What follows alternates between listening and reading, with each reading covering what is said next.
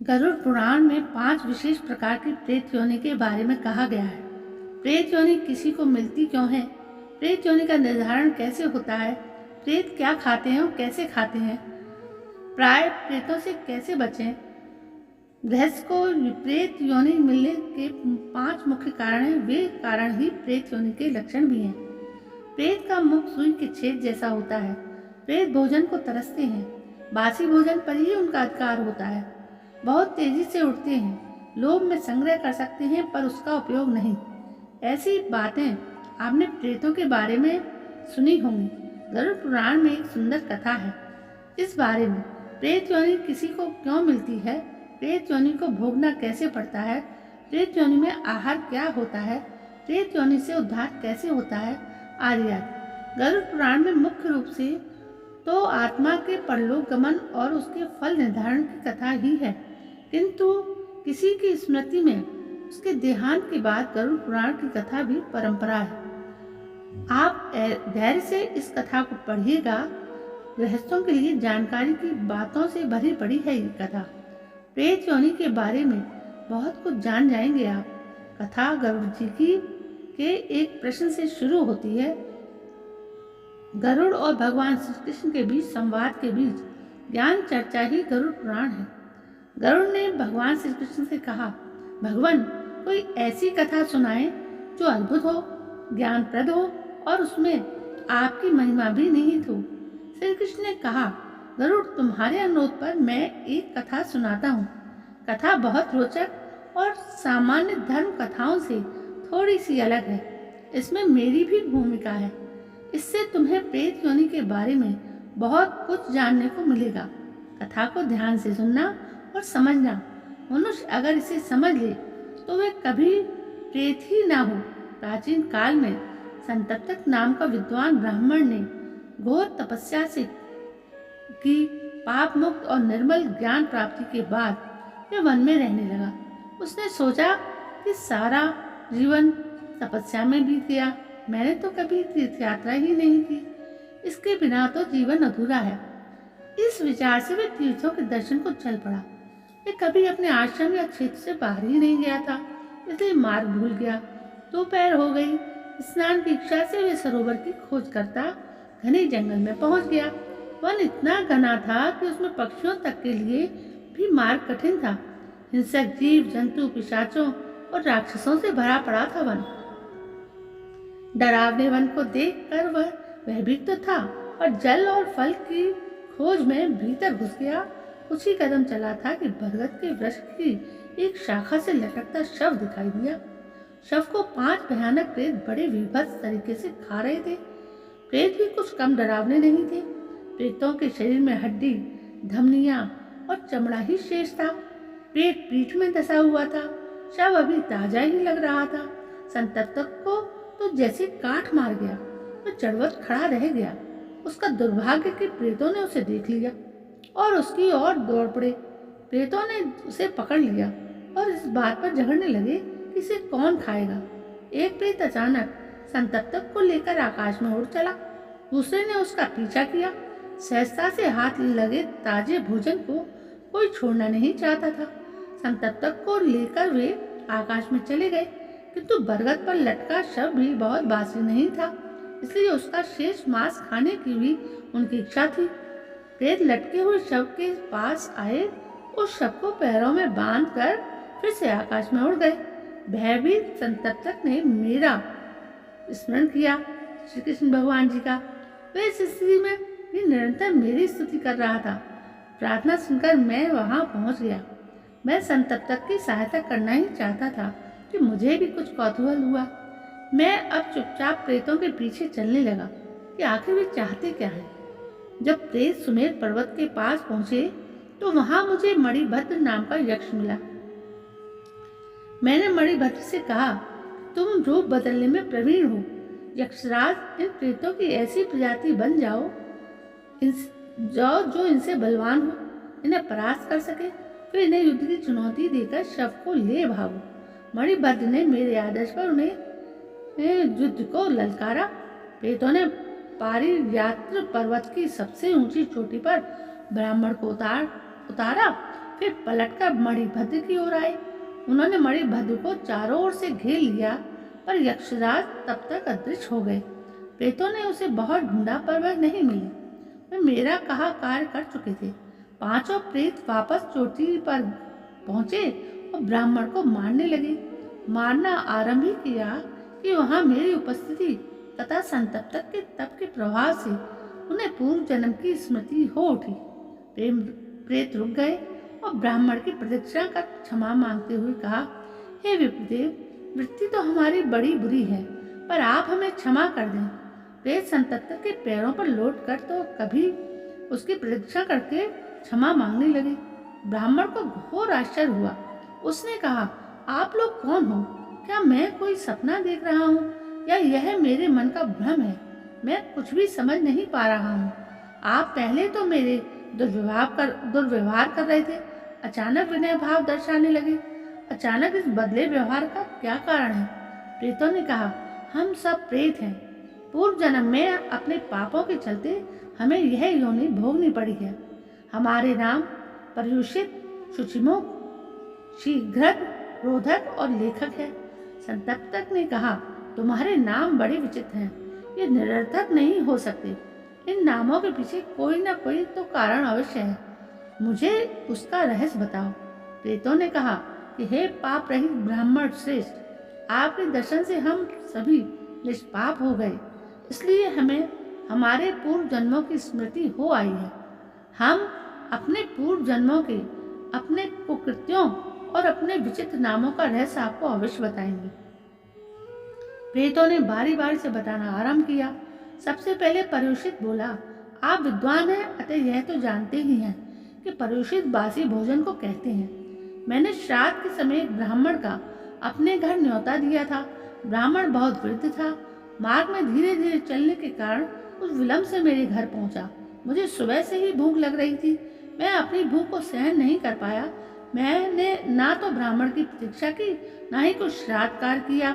भूख से बेचैन होकर मैंने श्राद्ध हेतु बने भोजन को चुपके से खा लिया। विलंब से पहुंचे ब्राह्मण के लिए कुछ भी नहीं बचा। मैंने चालाकी से पर्युषित यानी बासी भोजन उसे खिला दिया। जानबूझकर किए गए इस पाप से मुझे इस प्रेत योनि की प्राप्ति हुई। ब्राह्मण को पर्युषित भोजन देने के कारण मेरा यह नाम पड़ा। दूसरा प्रेत शुचिमुख बोला, मैं उस समय एक बलिष्ठ क्षत्रिय युवक था। एक ब्राह्मणी अपने 5 वर्षीय इकलौते पुत्र के साथ तीर्थ स्थान का लाभ लेने भद्रवट गई। मैं बड़ा दबंग और लुटेरा था। रास्ते चलते लोगों का सामान छीन लिया करता था। मैंने उस ब्राह्मणी के लड़के को जोर का घूंसा मारा। दोनों के वस्त्र और खाने के सामान छीन लिए। सर पर वार से चकराया लड़का अपनी माता से जल पीने का आग्रह करने लगा। मैंने डपट दिया। भयानक डपट सुनकर वो बालक भय से बुरी तरह सहम गया। मैंने उसका जल पात्र उससे छीन लिया। उसमें थोड़ा सा ही जल बचा हुआ था। सारा जल मैंने ही पी लिया। इस कारण डर और प्यास से व्याकुल उस बालक की कुछ ही देर में मृत्यु हो गई। अपनी आंखों के सामने अपने प्यारे पुत्र को दम तोड़ते देख उसकी माँ ने भी पास के कुएं में कूद कर जान दे दी। हे ब्राह्मण श्रेष्ठ, इस पाप से मैं प्रेत बना। इस पाप के चलते पहाड़ जैसा शरीर होने पर भी मेरा मुख सुई की नोक के बराबर ही है। मैं बलवान हूँ, छीन झपट कर भोजन आसानी से प्राप्त कर लेता हूँ, पर सुई के छेद जैसे मुख से उसको खाने में असमर्थ हूँ। भूख से व्याकुल बालक का भोजन छीन कर मैंने उसका मुंह बंद कर दिया था। इससे मेरा मुंह सुई की नोक जैसा हुआ और मुझे शुचिमुख कहते हैं। अब शीघ्र बोला, मैं तो एक धनवान वैश्य था। कारोबार के लिए देश प्रदेश की यात्रा करता ही रहता था। एक बार अपने एक घनिष्ठ मित्र के साथ व्यापार करने दूसरे देश को गया। दुर्भाग्य से इस यात्रा में व्यवसाय मेरे मन के अनुसार नहीं हुआ। हर जगह घाटा ही हुआ। स्थिति ऐसी भी आई कि मेरा धन समाप्त हो गया था। मेरे मित्र के पास बहुत धन था। मैंने मन में उस धन के लिए लोभ आ गया। एक बार हम दोनों नाव से एक नदी से एक स्थान से दूसरे स्थान को जा रहे थे। जल मार्ग लंबा, नदी विशाल और गहरी थी। मेरा मित्र थक कर सो गया। लालच में मेरी बुद्धि क्रूर हो उठी। मैंने उचित अवसर भांप कर अपने मित्र को नदी में धकेल दिया। नाविक सहित कोई भी इस बात को न जान सका। मित्र के हीरे जवाहरात सोना आदि लेकर मैं अपने देश लौट आया। सारा सामान अपने घर में रखकर मैंने मित्र की पत्नी से जाकर कहा कि मार्ग में डाकुओं ने प्यारे मित्र को मारकर सब सामान छीन लिया। मैं बहुत दुखी हूँ और किसी तरह जान बचाकर भाग आया हूँ। मेरे मित्र की पत्नी ने अपने पति के वियोग में आग लगाकर जान दे दी। मैं बाधा विहीन हो प्रसन्न मन घर लौट आया। जीवन भर उस धन का उपयोग किया, आनंद लूटा, पर जब मैं मरा तो मेरा यह पाप साथ आया। मित्र को नदी में फेंककर शीघ्र घर लौट आया। उसके कारण मुझे प्रेत योनि भुगतने का दंड मिला। उस प्रकरण के चलते मेरा नाम शीघ्रक हुआ। रोधक बोला, हे विप्रवर, मैं शूद्र जाति का था। राजा और राज्य की अच्छी सेवा के बदले राजा से मुझे उपहार में 100 गांव मिले थे। मेरे परिवार में वृद्ध माता पिता और एक छोटा सगा भाई था। लोभ से मैंने भाई को अलग कर दिया। मेरे पास अपार धन था, जबकि भाई भोजन वस्त्र की कमी से दुखी रहने लगा। उसे दुखी देख माता पिता मेरे मना करने पर भी मुझसे छुपाकर उसकी सहायता कर देते थे। कभी वस्त्र देते तो कभी भोजन और अन्न। जब मुझे इस बात का पता चला तो क्रोधित होकर मैंने माता पिता को जंजीरों में बांधकर एक सूने घर में डाल दिया। अकेलेपन और कष्ट से कुछ ही दिन बाद वे जहर खाकर मर गए। माता पिता के मरने से छोटे भाई के पास कोई सहारा न रहा। छोटा भाई भी भूख से व्याकुल इधर उधर भटकता हुआ मर गया। इस पाप से मुझे यह प्रेत योनि मिली। अपने माता पिता को बंदी बनाने और रोक कर रखने के कारण मेरा नाम रोधक पड़ा। लेखक बोला, मैं उज्जैन का ब्राह्मण था। लोग मेरी प्रतिष्ठा मानते थे क्योंकि मैं वहाँ के प्रसिद्ध और संपन्न परिवार का पुजारी था। राजा भी कभी कभी उस मंदिर में पूजा को आते। उस मंदिर में सोने की बनी और रत्न से जड़ी हुई बहुत सी मूर्तियां थीं।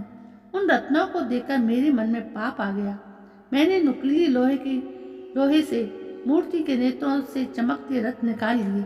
छत विछत और नेत्रविहीन विरूपित मूर्ति बहुत ही विकृत दिखने लगी। संयोग से अगली ही सुबह राजा उसी मंदिर में पूजा करने आ गया।